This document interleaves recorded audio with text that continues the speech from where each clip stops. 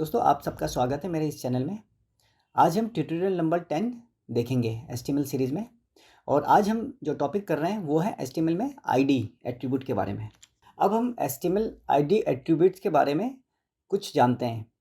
सबसे पहले जो वैल्यू होती है ID एट्रीब्यूट्स की, जो नाम हम लिखते हैं वो यूनिक होना चाहिए HTML डॉक्यूमेंट में, यानी वो रिपीट नहीं होना चाहिए। और जो ID एट्रीब्यूट्स होता है वो CSS और जावास्क्रिप्ट इस ID एट्रीब्यूट्स यूज़ करते हैं। ID एट्रीब्यूट्स का जो हम लिखते हैं वो केस सेंसिटिव होता है, यानी कि कैपिटल और स्मॉल दोनों अलग अलग नाम कहलाए जाएंगे। The ID attributes is use to create HTML bookmarks, यानी कि जो बुकमार्क्स होते हैं वो हम ID एट्रीब्यूट से क्रिएट कर सकते हैं। बुकमार्क्स मतलब अगर कोई भी बुक बहुत चैप्टर्स उसमें, तो यहाँ पर आप एक हाइपर लिंक दिखेगा आपको और उसमें आप क्लिक करोगे तो उस चैप्टर में आप इमीडिएटली पहुँच जाओगे। अब हम देखते हैं the syntax for ID attributes. सबसे पहले हैश से हम इसे डिफाइन करते हैं और उसके बाद ID नेम, फिर ओपनिंग ब्रैकेट, फिर उसके बाद प्रॉपर्टी, CSS की प्रॉपर्टी और वैल्यू, फिर क्लोजिंग ब्रैकेट। अब हम एग्जांपल देखते हैं। हैश से हम डिनोट करते हैं ID को और ये नाम है ID का हेडर 1, फिर ये ओपनिंग ब्रैकेट और क्लोजिंग ब्रैकेट, उसके बीच में ये आप CSS प्रॉपर्टी और उसकी वैल्यू। अब हम एग्जाम्पल के थ्रू ID को देखते हैं। सबसे पहले ये एक बेसिक HTML कोड है। हमें बॉडी के ओपनिंग और बॉडी क्लोज के बीच में H1 हेडर में ID हमने डिफाइन कर दिया है हेडर 1 और इसके बीच में हमने टेक्स्ट लिख दिया है। अब हम इसमें इंक्लूड करेंगे स्टाइल के बीच में ID को। तो जैसे हमने पिछले स्लाइड में देखा था कि हमें हैश के थ्रू ID को डिनोट करना है, तो ये हैश हो गया और ये हेडर 1 और यहाँ पर भी हमने हेडर 1 लिखा है, तो ये दोनों सेम होना चाहिए। फिर ओपनिंग ब्रैकेट और क्लोजिंग करली ब्रैकेट, इसके बीच में हमने background colour light blue, colour black, padding 40 pixel, text align centre, ये हमने प्रॉपर्टी और वैल्यू लिख दी। तो आइए इसे हम कॉपी करते हैं और देखते हैं ब्राउजर इसे कैसे रीड करता है। सबसे पहले H1 हेडिंग को हम कॉपी कर लेते हैं। ये हमारा HTML का बेसिक कोड है, ये आप पहले दिन से देख रहे हैं।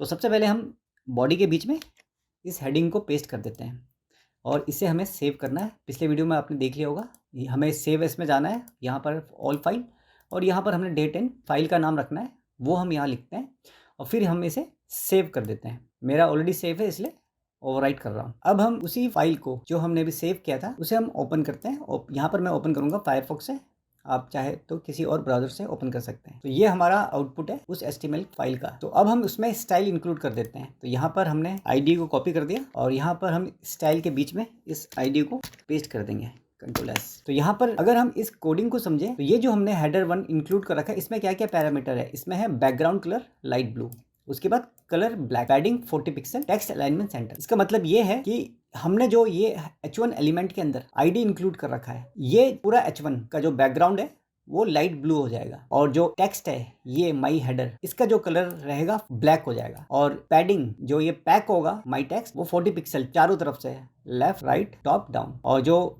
ये हमारा जो टेक्स्ट है वो सेंटर में लाइन होगा।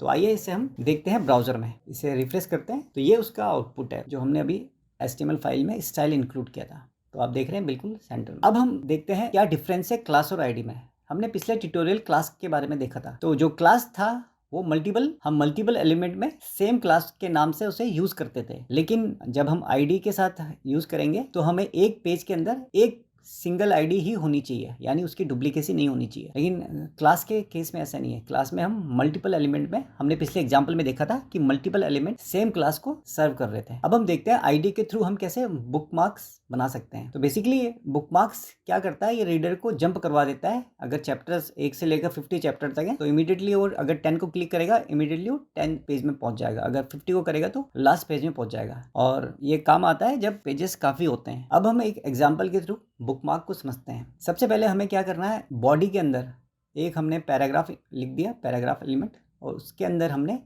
इंक्लूड कर दिया A, और उसके अंदर हमने लिख दिया HREF, hyper reference, hyper text reference, यानी ये हाइपर लिंक होगा। और उसका हमने नाम दे दिया ID C2, यानी हैश मतलब ये ID डिनोट करता है। इसके बाद हमने जंप टू चैप्टर 4 लिख दिया, जिस चैप्टर में हमें जंप करना है। अब हमने दूसरे पैराग्राफ में भी एक हाइपर लिंक टेस्ट बना दिया है और उसको हमने ID दे दिया C10, यानी वो चैप्टर 10 में जंप कराएगा। अब हम हेडर लेते हैं, मल्टीपल हेडर, यानी ये चैप्टर का टॉपिक होगा। ये S2 S2 S2 ऐसे करते करते हर चैप्टर के लिए हमने हेडर बना दिया है। और उसी के साथ हमने एक पैराग्राफ भी डिफाइन कर दिया, this is web development tutorial 1, यानी आप उसे कंटेंट समझ सकते हैं। और ऊपर वाली हेडिंग यानी वो चैप्टर 1 और नीचे उसके कंटेंट है। यहाँ पर अगर हम कंटेंट बड़ा लिखेंगे तो ये काफ़ी ज़्यादा पेज इस्तेमाल करेगा, तो इसीलिए हमने एक एक लाइन, शॉर्ट लाइन का एक पैराग्राफ लिखा है। This is web development tutorial 1, tutorial 2, tutorial 3। और आप देखेंगे S2 के अंदर हमने एक ID डिफाइन की है, ID is equal to chapter 1, ID is equal to chapter 2, और ये मैच हो रहा है यहाँ से href के अंदर।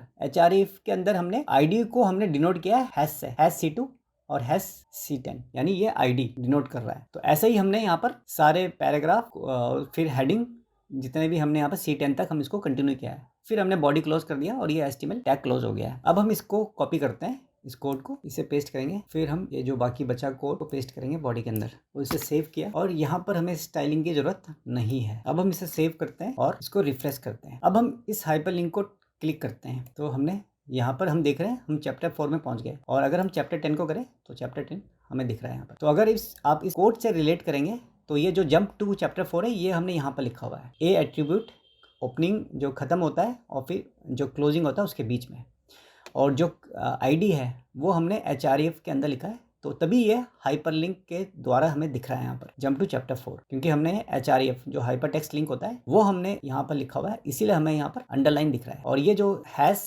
C4 है ये नीचे यहाँ पर इस ID से लिंक है, इसीलिए जैसे हम उसे क्लिक करेंगे वो इस S2 हेडिंग में पहुंच रहा है। जावास्क्रिप्ट इसी ID एट्रीब्यूट्स का यूज कर बहुत सारे स्पेसिफिक टास्क करता है। मैं बहुत जल्द एक जावास्क्रिप्ट का ट्यूटोरियल बनाऊंगा जो क्लासेस प्लस ID को कैसे यूज करता है उसके बारे में। तो दोस्तों उम्मीद करता हूँ आपको आज का वीडियो इन्फॉर्मेटिव लगा होगा। आप मेरे इस चैनल को सब्सक्राइब करें ताकि मैं अगला वीडियो डालूँ तो आपके पास नोटिफिकेशन आ जाए। Thank you.